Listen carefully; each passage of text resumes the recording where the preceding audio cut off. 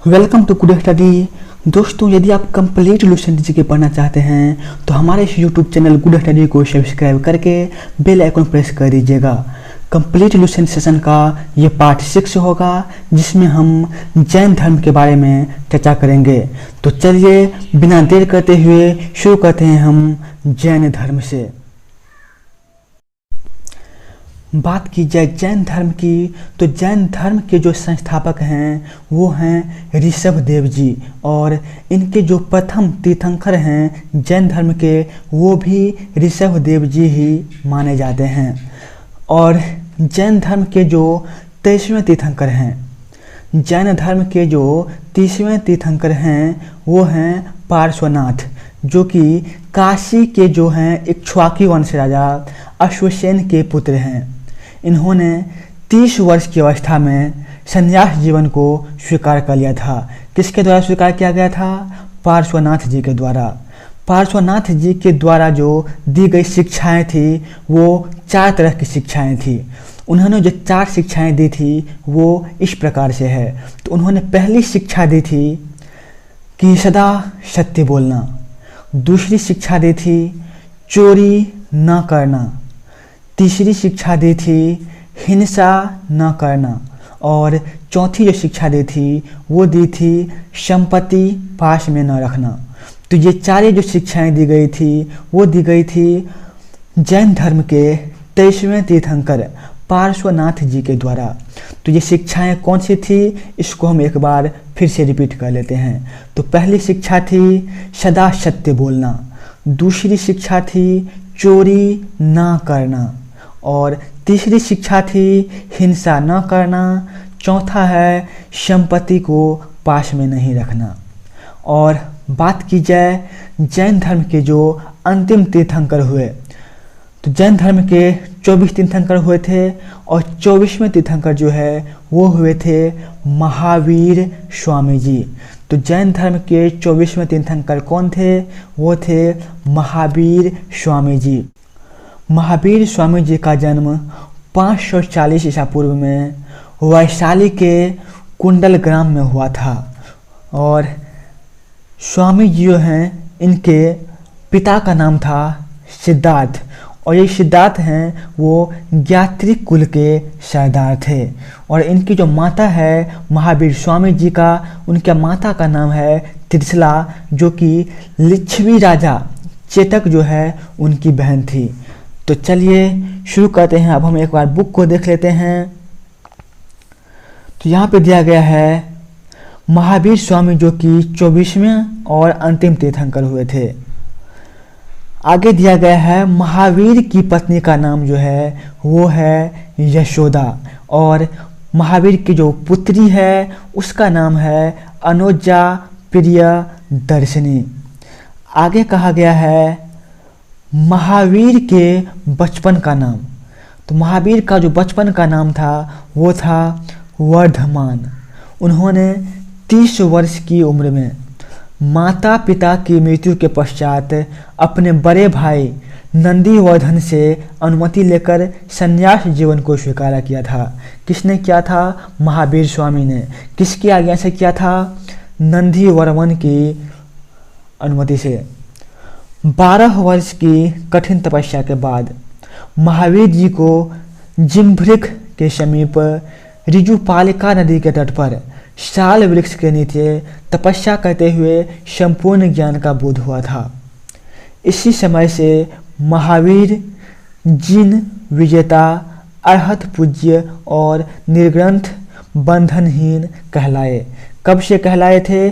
जब महावीर स्वामी ने 12 वर्ष की कठिन तपस्या की, और उसके बाद जिम्भृक के समीप ऋजुपालिका नदी के तट पर साल वृक्ष के नीचे जब उन्हें ज्ञान की प्राप्ति हुई, उसके बाद महावीर स्वामी जिन, अरहत और निर्ग्रंथ कहलाए। आगे है महावीर ने अपना उपदेश प्राकृति भाषा में दिया था।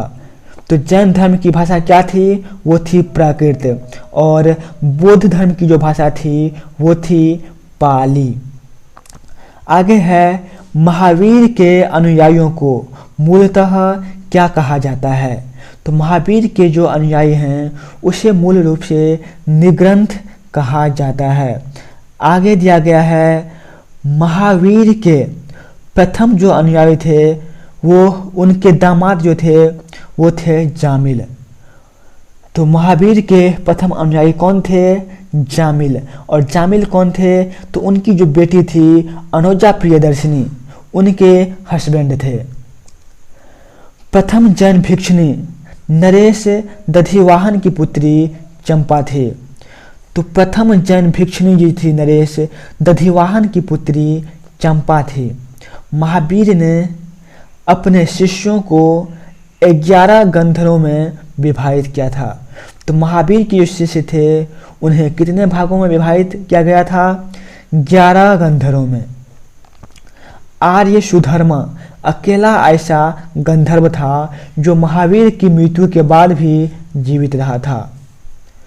आर्य सुधर्मा एक ऐसा अकेला गंधर्व था जो महावीर की मृत्यु के बाद भी जीवित रहा और जो जैन धर्म का प्रथम थेरा या फिर मुख्य उपदेशक हुआ। कौन हुए थे? आर्य सुधर्मा। स्वामी महावीर के भिक्षुणी संघ की प्रधान कौन थी? तो वो थी चंदना।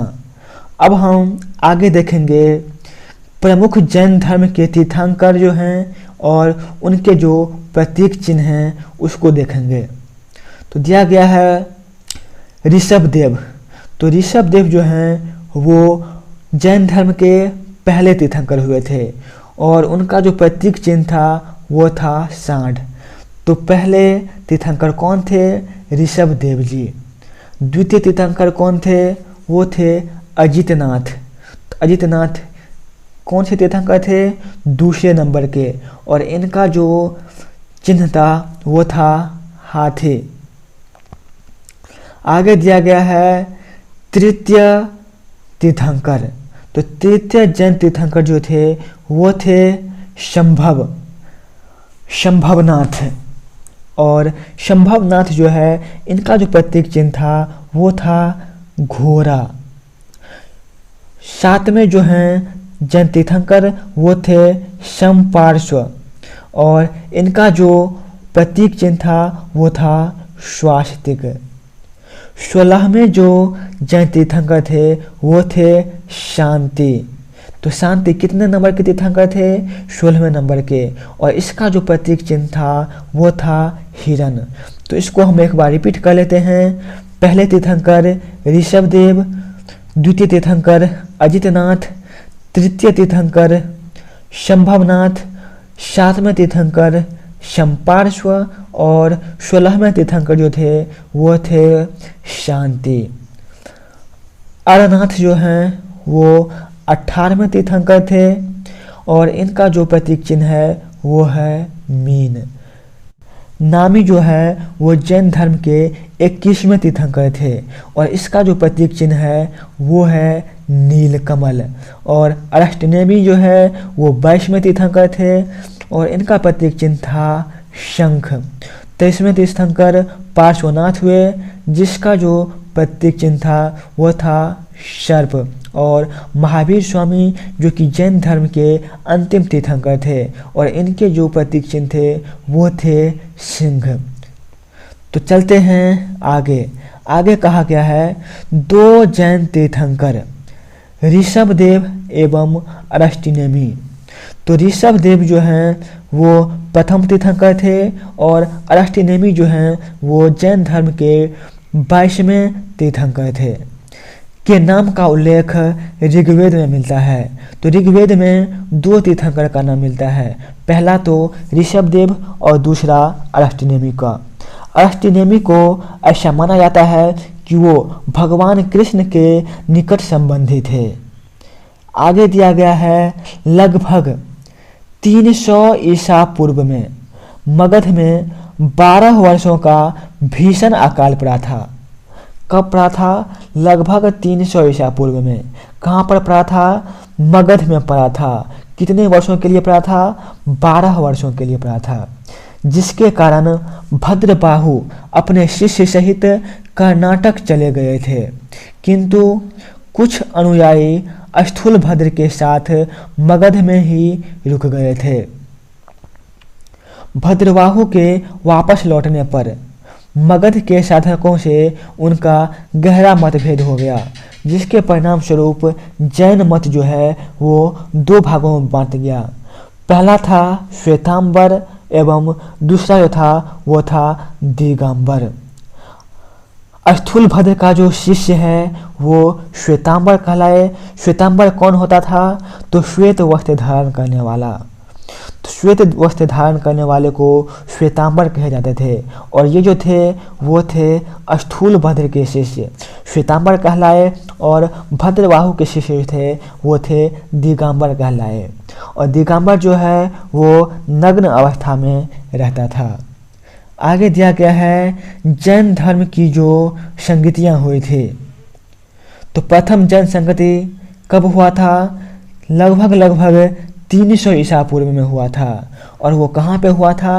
पाटलिपुत्र में हुआ था। और इसके अध्यक्ष कौन थे? वो थे स्थूलभद्र। तो पहली जैन संगति कहाँ पे हुई थी? पाटलिपुत्र में हुआ था। अध्यक्ष कौन थे? स्थूलभद्र थे। कब हुआ था? लगभग 300 ईसा पूर्व में हुआ था। और दूसरे जो जैन संगतियाँ हुई थी वो हुआ था वल्लभी गुजरात में। कब हुआ था? लगभग 6ठी शताब्दी में हुआ था। और इसके जो अध्यक्ष थे वो थे क्षमाश्रवण। तो इन दोनों को एक बार हम रिपीट कर लेते हैं।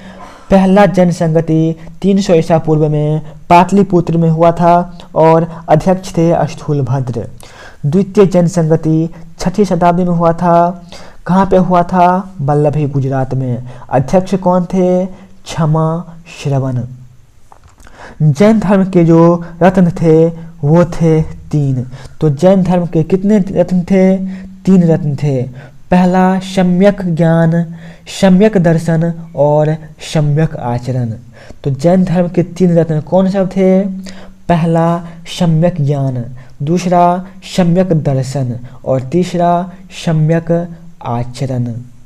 आगे दिया गया है त्रिरत्न के अनुशीलन में निम्न 5 महाव्रतों का पालन अनिवार्य है।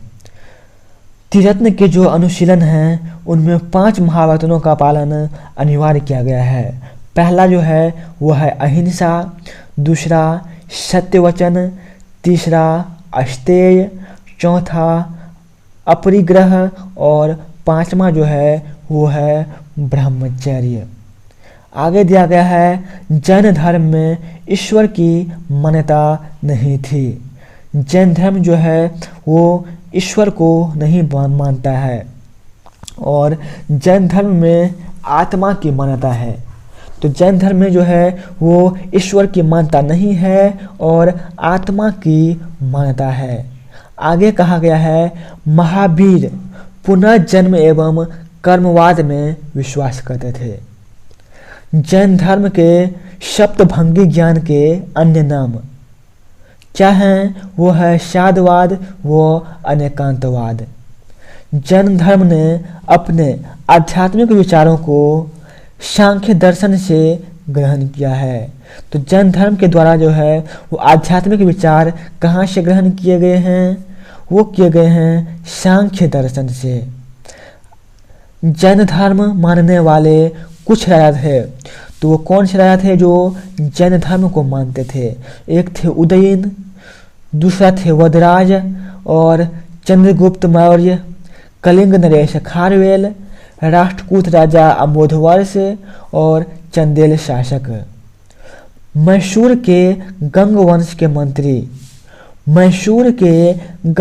के मंत्री चामुंड के प्रोत्साहन से कर्नाटक के श्रवणबेलगोला में 10वीं शताब्दी के मध्य भाग में विशाल बाहुबली की मूर्ति गोमतेश्वर की मूर्ति का निर्माण किया गया था। खजुराहो में जैन मंदिरों का निर्माण किसने किया था? चंदेल शासक ने किया था। तो चंदेल शासक के द्वारा क्या किया गया था? खजुराहो में जैन मंदिर का निर्माण किया गया था। आगे दिया गया है मौर्योत्तर युग में मथुरा जैन धर्म का प्रसिद्ध केंद्र था और मथुरा कला का संबंध किससे है? तो वो है जैन धर्म से। दोस्तों, यदि आप कंप्लीट लुसेंट सेशन का 5 वीडियो और देखना चाहते हैं तो कंप्लीट लुसेंट के नाम से प्लेलिस्ट बना हुआ है, उसमें जाके आप चेक कर सकते हैं। यदि आप डेली करंट अफेयर पढ़ना चाहते हैं तो चैनल को सब्सक्राइब करके बेल आइकॉन प्रेस कर दीजिएगा। आगे दिया गया है जैन तीर्थंकर की जीवनी भद्रवाहु द्वारा रचित कल्पसूत्र में वर्णित है। तो कल्पसूत्र जो है किसके द्वारा लिखा गया है? भद्रवाहु के द्वारा लिखा गया है। और कल्पसूत्र जो है उसमें जैन धर्म के जीवनी की चर्चा की गई है। बात की जाए महावीर स्वामी की तो इसका जो 72 वर्ष की आयु में महावीर स्वामी जी का निर्वाण हो गया था। निर्वाण मतलब होता है मृत्यु। 468 ईसा पूर्व में बिहार के पावापुरी राजगीर में हो गई थी। और मृत्यु कहाँ पे हुआ था? वो हुआ था कुंडलग्राम वैशाली में हुआ था। और आगे दिया गया है मल्लराज सृष्टिपाल के राजप्रसाद से महावीर स्वामी को निर्वाण प्राप्त हुआ था। तो किसके द्वारा जो है महावीर स्वामी को निर्वाण प्राप्त हुआ था? मल्लराज सृष्टिपाल के राजप्रसाद से। दोस्तों, आज का सेशन हम यहीं पे समाप्त करते हैं। यदि आप इसी तरह के वीडियो चाहते हैं तो चैनल को सब्सक्राइब कर लीजिएगा और जो भी अभी तक लाइक नहीं किए हैं वीडियो को लाइक भी कर दीजिएगा। धन्यवाद दोस्तों।